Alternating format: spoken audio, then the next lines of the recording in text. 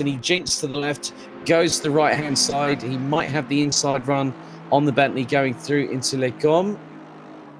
Yeah, it just goes to show. I mean, Ranjith was running sort of further down the field, but as the temperatures have dropped and night time's come, he's certainly made some great impression and caught those guys up, and he's passing them relatively easy. It has to be said. That's a couple of positions he's made in 4 or 5 laps. Oh, that looks like Jean-Lucas turned Mark Neutling's, unfortunately. Oh, and that was actually through. I think that might have been through Bruxelles there. The right-hand hairpin. Indeed, it was. Yes, yeah, so, it was. Or was that No, that was Malmedy. I think that was Malmedy because that's after the Les Combes chicane, and then you've got Malmedy, which is the first bit when you go down the hill. So, but James Hartnell now trying to close on Regan Mitchell. Now, these two drivers are battling for, I think, at least positions in the top 5. Whether it's second, third, fourth, or fifth is anyone's guess at the moment, but they are battling for top 5 here at Spa, and you can just see how quickly Hartnell is trying to catch up with Regan Mitchell. The gap between them was just under 0.3 of a second, and that Ferrari, I think, has come a bit more alive during the nighttime action here at Spa-Francorchamps. Yeah, well, you sort of saying about where they're battling for Dave Hedges. He's come out of the pits now 5.5 seconds behind James Hartnell. So, yeah, definitely Regan and James are battling for potentially second and third. I see Lucas is down. Although I was just going to say Lucas is down in 17th place, but the green column next to his car number indicates he's done all his pit stops. Well, that is another interesting strategy call there, I must say, my dear Mr. Proudby. And that's the first one to show up with a green light, a green square, as Gianluca De Luca now pits from P7, but I'm sure the stewards will want to investigate the turnaround job he did on Mark Neutling's just a few corners ago. As we go on board with James Hartnell, trying to close once again. Now, this will put Regan Mitchell and James Hartnell into 8th and 9th after they go past the pits through into La Source, because obviously it's a very lengthy pit lane here as well, Steve. So when you enter it, you actually have to go round the corner as if you were going round La Source in order to get into the pits, don't you? Yeah, I mean, as I said earlier, you have to forgive me because I can't remember how long it takes just physically to drive through the pits at Spa, but it is a hell of a long time. And if you're taking tyres and fuel, that takes 30 seconds on its own without the entry or the exit to the pits. So quite easily a minute. Yep, so, Hartnell powering past, heading into Les Combes on Regan Mitchell. Would he get the move done before the next apex? Oh, he's timed that to absolute perfection. Oh, but nearly gets a bit squirrely coming out of the corner. But Hartnell gets the best of Regan Mitchell. That was a brilliant textbook manoeuvre by James Hartnell through Les Combes and managing to make it stick despite putting the power on, I think, a little bit too early on the exit of Les Combes.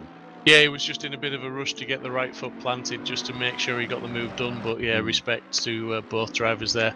These guys are playing the long game. They're realizing, they've still got another hour to go. So there's no point getting caught up in silly little battles and maneuvers. If someone's got alongside you and they're on the inside, it's worth living to fight another day, shall we speak. But James is certainly not hanging around. He's putting a bit of a gap on Regan already, which is very impressive considering he's only done about a quarter of a lap on him. Yeah, I completely agree there, Steve. For those wondering about the Simsport Racing 12-hour Nürburgring charity race on the 3rd of October, it will be live streamed. It will actually take place just after the ADAC Nürburgring 24-hour endurance race. And it's going to start from around midday. It's going to simulate a full 24-hour period with day and night cycles and hopefully some weather to make it that little bit more exciting, both to watch and to take part in. GT4 spots still available. Please head to simsport-racing.com.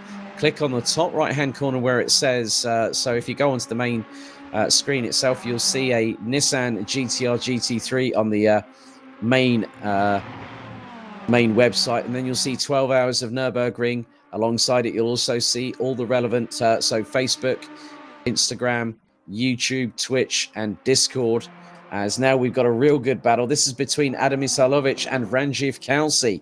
The two Ferraris going toe-to-toe through Lecom down towards Malmedy as Ranjiv Kalsi goes up the inside. Oh, bangs doors with Adam Isalovic. Have that. At nearly 1:45 in the morning on the server, Ranjiv says, Adam, have some of this one. Yeah, what was it? Ever remember Bottom where you'd always have Richie going, do you want some of this? Do you want some? Well, Ranjiv definitely gave some of that to Adam in spades going through Malmedy. I was just about to say, I mean, a lap ago I'd said how good Ranjiv was driving, in my opinion, and he's making absolutely fantastic progress.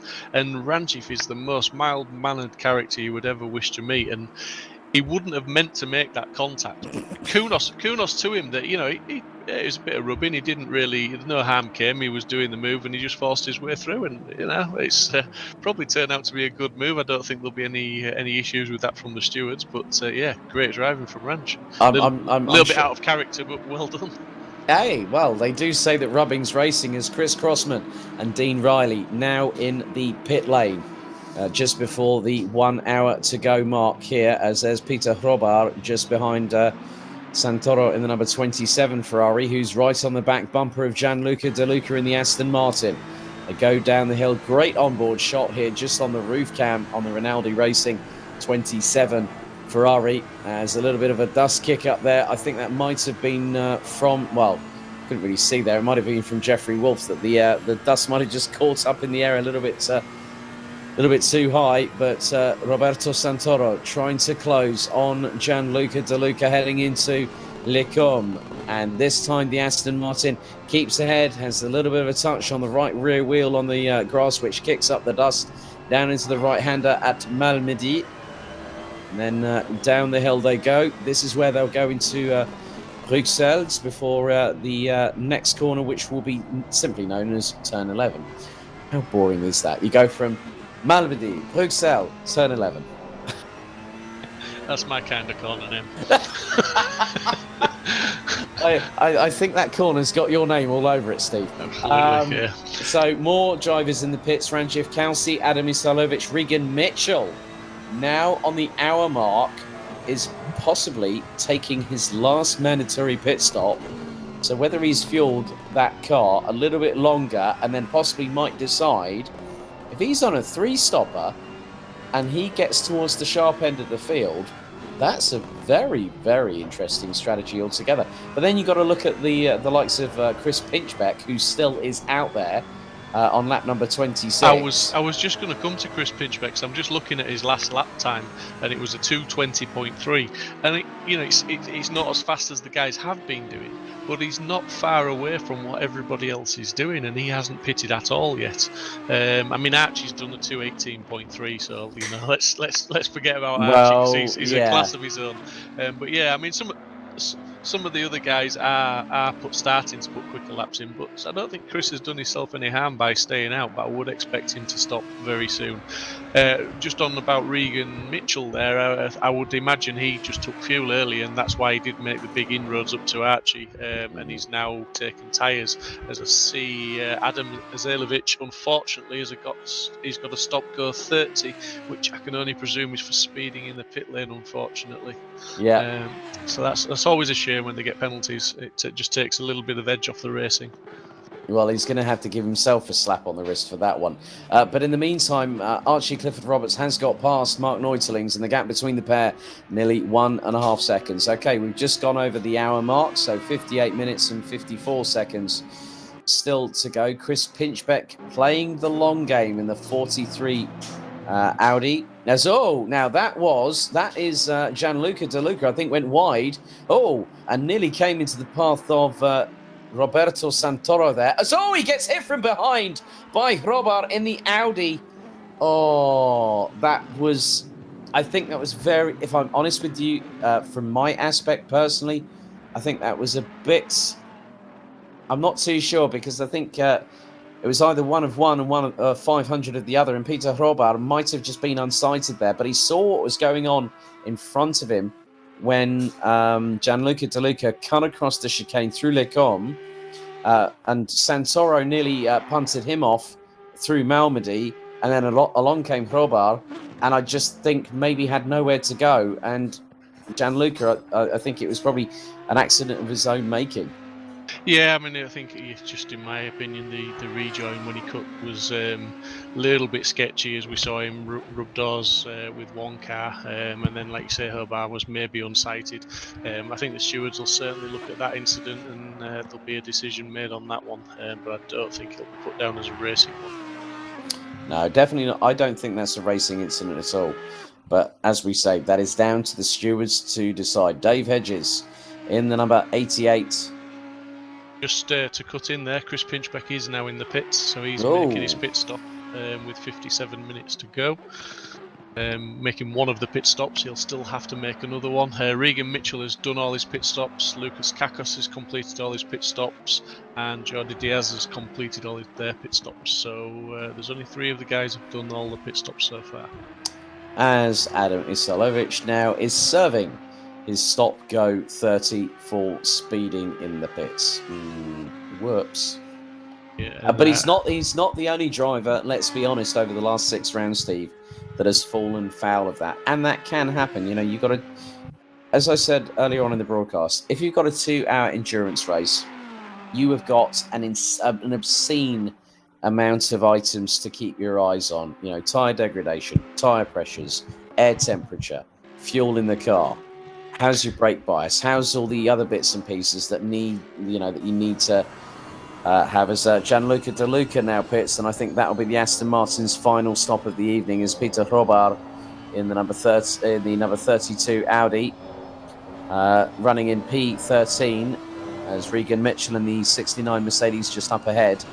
56 minutes to go, Steve. I think this race could be anybody's. 56 minutes to go and 9 degrees track temperature, so it's still cooling down as you would expect. Server time 1:25 a.m. So potential to still get cooler, but let's see. We might see a few looser cars on the track and a few more wayward cars, but hopefully not. Hopefully the drivers have got the tyre pressures set as they want them, and they're going to bring it home for approximately 6 a.m.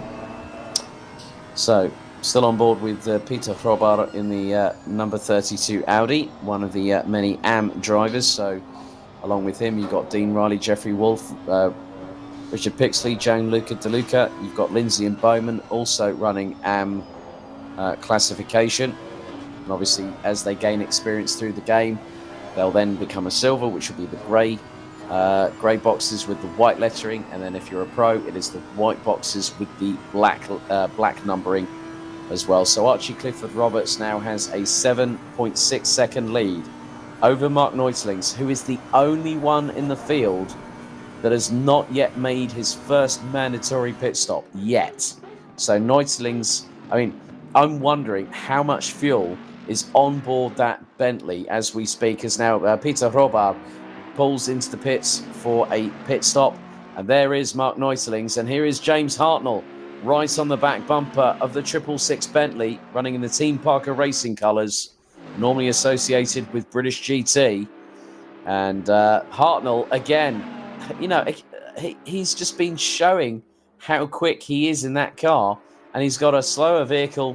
He's basically got a British Sherman tank in front of him as they go through into the bus stop chicane, and it looks like Will Neutling's pit. No, not quite yet. Did you notice how James just drove around the outside I of Mac? know. Absolutely awesome. That was crazy. I wonder how much, like I say, I wonder if we could get an onboard of Mark Neutlings at this very moment in time. I want to see how much fuel he's running, as Jeffrey Wolf has now pitted. So him and Hrobar will now have a green box against their names on the timing on the left-hand side of the screen. Yeah, the Bentley does carry more fuel than the other cars, and it is quite economical as well. So you can go a long way. I haven't tested it myself, but I think around about an hour and 20 minutes isn't. It's not unachievable for the Bentley in full race mode on the engine map. So, but I mean, that aside, he's still got to make 2 pit stops. So, you know, the fact that he's got that advantage that he can carry more fuel and it's a bit more economical, it's taken away by the fact he has to make the 2 pit stops. So at some point he's going to have to do them. As we see the field is potentially sort of panning back out a little bit more to where we would expect it to be, with Archie in first, James in second. Mark Neutlin's, like say, is the fly in the ointment in third. Dave Hedges up to fourth. Chris Crossman fifth. Chris Pinchbeck, after staying out as long as he did, he's dropped back into sixth place ahead of Dean Riley. But Chris is only half a second behind Chris Crossman now, so that could be a good battle to watch. As we see, Regan Mitchell still in 11th place, but he has completed all his pit stops, so I don't expect him to finish there. Incidents to one side as we're seeing him now. I think he'll move up the field nicely. Yeah, he's just about to go up the inside. Oh, little bit of a touch with Roberto Santoro in the 27 at Rinaldi Racing Ferrari, as there is Ranjith Kelsey, the other Rinaldi Racing Ferrari in the 47.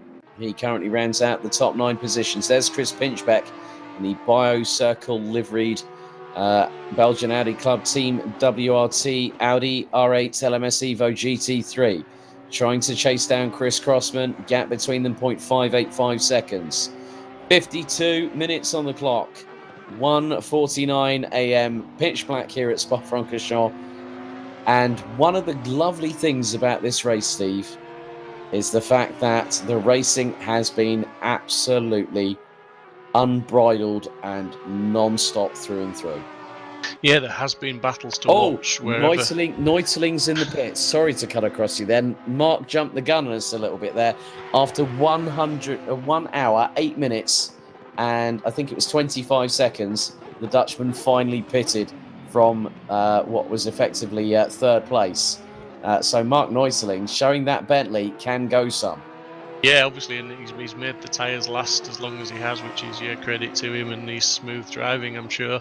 But yeah, he's, like I said, he's going to have to do those 2 stops. So this will go up to where we would expect him to be in the pack when he pops back out. We'll see exactly where he is. I mean, he was running with Adam Azalovic, but Adam's had to do a drive-through, as we know.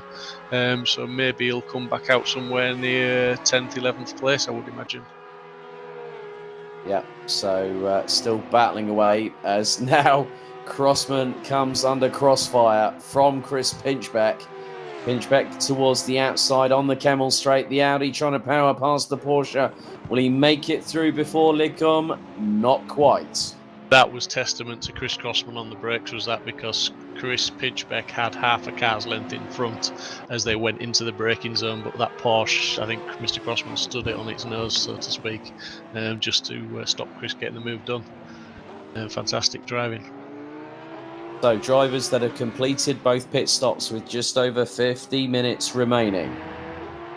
So João Diaz, Gianluca De Luca, Lukas Kakos, Jeffrey Wolf, Peter Hrobar, and Regan Mitchell. So that leaves Bowman, Lindsay, Isalovic, Pixley, Santoro, Kelsey, Neutlings, Smith, Riley, Pinchbeck, Crossman, Hedges, Hartnell, and your leader after nearly 30 laps in the books here at Spa-Francorchamps, Archie Clifford Roberts.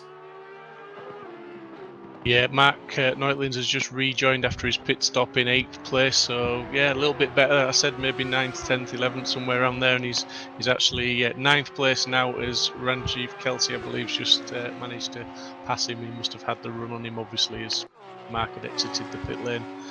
So yeah, bang on, and looks like Mark will have a good battle in around about 10th place with Regan Mitchell. Yeah, but Chris Crossman, I think, realises that, Chris Pinchbeck isn't going to go away too soon, is he? Oh, it's the battle of the Chris's. Yeah, again, 2 lads that practice a lot together on the service, so they'll know each other's moves, and it's going to be close, very, very close. So we go on board with Chris Pinchbeck, who gets close up to the back bumper of Crossman in the braking zone for La Source. So up through to 3rd gear. Now up into 4th. Let's keep on board with Chris Pinchbeck as he will now go through. And this is at night time, a very different proposition. He still steams through at around 245 kilometres an hour through Eau Rouge before a slight lift round 235 to 238 kph. That's well over 150 miles an hour in our layman's terms here in the UK. through Radillon and then onto the Camel Straight. I mean, even at night time, that just looks, and especially on board, Steve, that looks glorious, doesn't it? Yeah, it's amazing, the realism. I mean, you do finish these races, and when you pull the VR headset off, and sometimes you'll have raced a night race and it's daylight outside, it actually takes you by surprise. It's an awesome experience. It's a fantastic sim, and if anybody really wants to have a go, no matter what your experience is, just look us up at www.simsport-racing.com. Communities there, all the links are there that you need, and we're always welcoming any new members of any experience. So if you are watching on the Simsport Racing YouTube channel, why not give it a like? Why not hit the subscribe button, hit the notification bell, and whilst you're at it, why not give this race a like? You can also follow us on Instagram. You can also, we've got a Twitch account, and also why not, join us in the Simsport Racing group on Facebook, and also join us on the Discord server. We like to welcome along new faces, and we've had quite a few in the last few weeks, especially with GT4, which heads to its second round next Wednesday, which is in just, oh, crikey, I can't believe that's like literally 3 nights ago. It's nearly a full-time job, Alex. Who'd have thought? Well, it pretty much is a full-time job for me. It is now. It is now. But yeah, this is a great enthralling battle. I wonder, my key thought here, Steve, is who's going to jump first? Who's going to blink first? Is it going to be Chris Pinchbeck, or is it going to be Chris Crossman? And these two know each other well, and it will be a case of who decides to blink first. It's difficult to put it between the two of them, isn't it, really? It is, because they'll be looking at the times, they'll be looking at the lap times. Chris will be thinking, Mr. Pinchbeck will be thinking, is Crossman holding me up? Could I genuinely go much faster than him? If so, do I need to pit early? But if he pits now, he's going to fall back into other traffic, and who's he going to be battling with there? Is that going to cost him? There's so many variables that only Chris Pinchbeck will know what to do when he does it, and he'll just do it. And the same for Mr. Crossman. I would imagine Mr. Crossman isn't thinking about pitting anytime soon, because he's holding Pinchbeck up, I believe, and he'll be happy doing that, because it's potentially protecting a position for him. Well, Cameron Fife has just mentioned 4 words. Archie is a god. Steve, what was the words you used earlier? You said, he's a resident alien. Yeah, he's our resident alien. We all grown to love Archie, know him, and aspire to be as good as him, but it's difficult. Well, looks like Manel Elias wants to join our Discord server. Well, how do I join it? Head to simsport-racing.com. There is a Discord server. There is a Discord logo on there. Have a click on that, Manel, and let's see if we can welcome you on board with the team here at Simsport Racing. So, 3/4 of an hour to go. 1 hour and 15 in the books here at Spa. Local time 2:31 a.m. And Pinchbeck and Crossman still battling away over 4th position, but they still have yet to make their second and final mandatory pit stop. So Clifford Roberts leads from James Hartnell.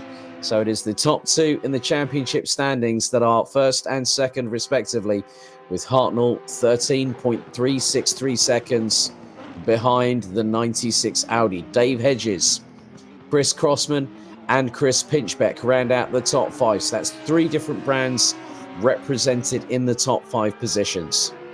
And Manel Elias says, let's go Diaz, by the way. So Joao Diaz down in 18th position as Pinchbeck got up close and personal to the back bumper of the Porsche of Chris Crossman, but managed to just make sure that the brakes were touched just enough so he didn't hit the back end and spin Chris around. Yeah, he's looking to get that move, isn't he? He's wanting to be as close as he can behind Chris Crossman, going up through Eau Rouge and Radillon and onto the Camel Straight to try and get alongside and get in front, as we get a great view here now. Let's just see how close Chris does get in the braking zone, see if he can make all that ground up as his cheeky look to the inside, maybe trying to distract Chris, but yeah, he's not on this lap.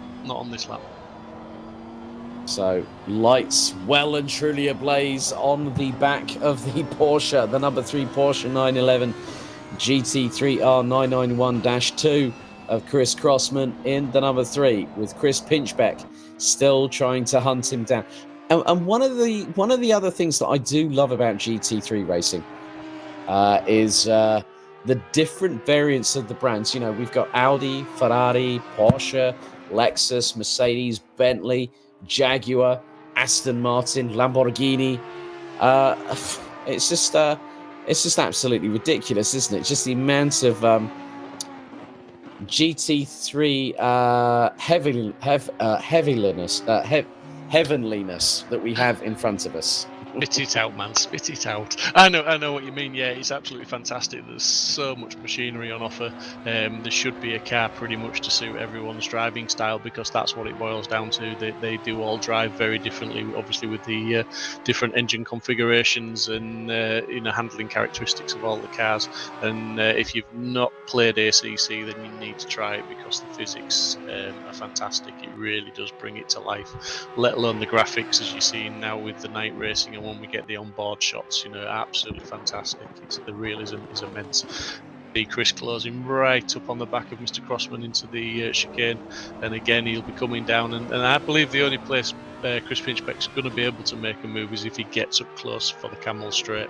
I think the Porsche is too strong everywhere else out of the corners and in the braking zones. I think he's just going to have to do it on slipstream alone.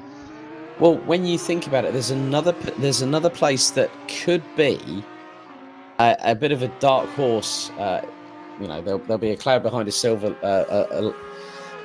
lining behind a cloud for Chris Pinchbeck, and it's the run down to Blanchimont. A lot of people would say, "Well, hang on, yeah."